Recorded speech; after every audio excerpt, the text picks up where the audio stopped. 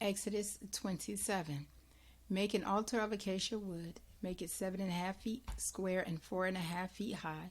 Make horns at each of the four corners. The horns are to be of one piece with the altar and covered with the veneer of bronze.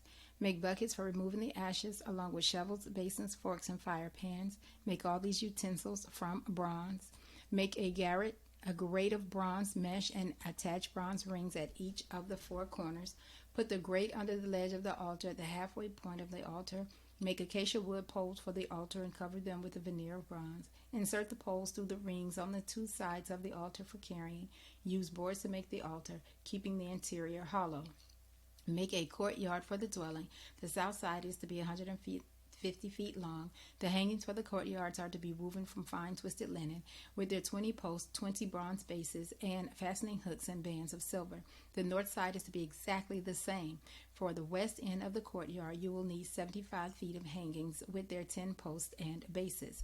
Across the 75 feet at the front or east end, you will need 22.5 feet of hangings with their 3 posts and bases on one side, and the same for the other side.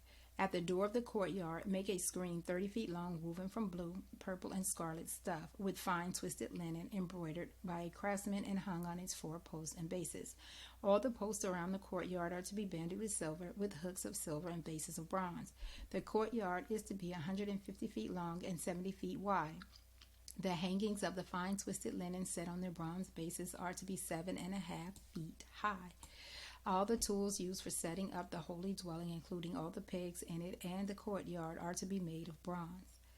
Now, order the Israelites to bring you pure, clear olive oil for light, so that the lamps can be kept burning. In the tent of meeting, the area outside the curtain that veils the testimony, Aaron and his sons will keep this light burning from evening until morning before God. This is to be a permanent practice down through the generations for Israelites.